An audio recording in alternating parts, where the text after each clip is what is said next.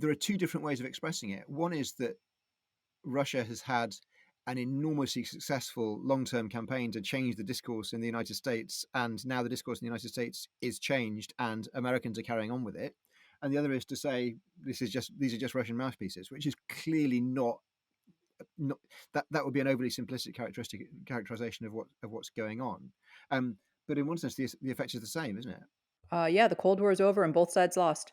No, but seriously, I do think that I do think there's something to, and I'm not the first person to make this point, which is like the Soviet Union very obviously did not win the Cold War. The US thought it did, but actually having a sort of check on American capitalism, a sort of system against which you were competing, a sort of like that this wasn't the worst thing for the US and for the internet, the Western world order, blah, blah, et cetera. Yeah, it made me ask what you were mentioning earlier, whether there's a sense on the American liberal or left side that the talk of collusion went too far in the Trump first term.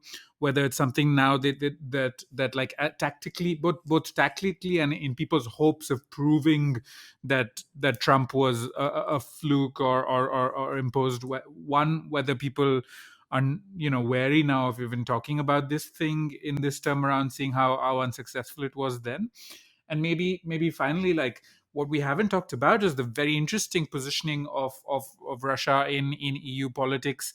Again, like you said, there are people in Europe who did believe that Europe should be closer, particularly Germany, but also in France. I mean, Le Pen, who might well be France's next president, got a loan from Russia when no French bank would give money to her. But there's a genuine constituency there for closer ties with Russia, or belief in a Russia that could be close to them. So sorry, those are two separate questions, but there's more complexity to it than let's say Russia bad. One of it is a tactical question of how do you take on Russia vis-a-vis the far right, and the other is people who do believe that Russia ought to be included in their sphere. The first question's easier. I think there are definitely Americans who are warier now of pointing out Trump ties to Russia, because it was so ineffective politically the first time. And actually, I think the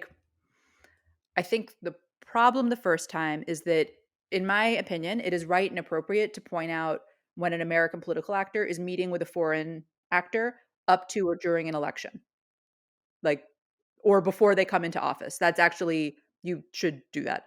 Um, that is different than saying the only reason that they won is because of this other country. Like, no, they won because of millions of American voters.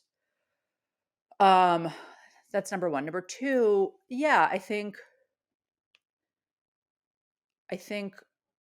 part of it is, how do you convince people that actually robust liberal democracy is a better system than strongman authoritarianism, which I think is unquestionably what Russia has, despite the fact that yes, people go to the polls.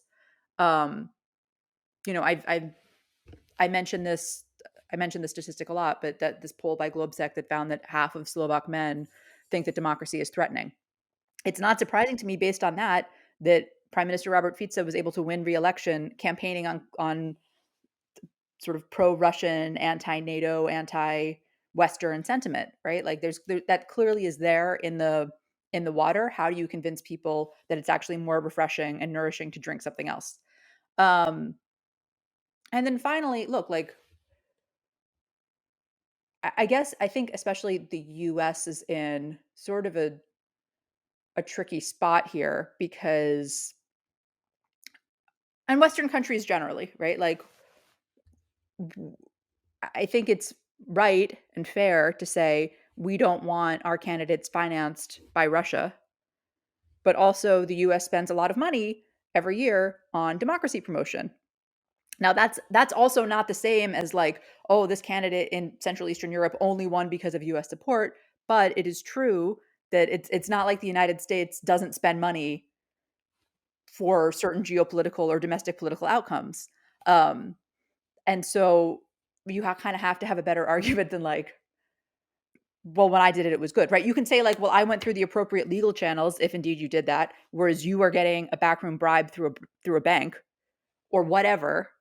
But I think part of it is if you are not living up to your own sort of ethical standards, it becomes more difficult to explain what the problem is when somebody else, when another foreign actor does it.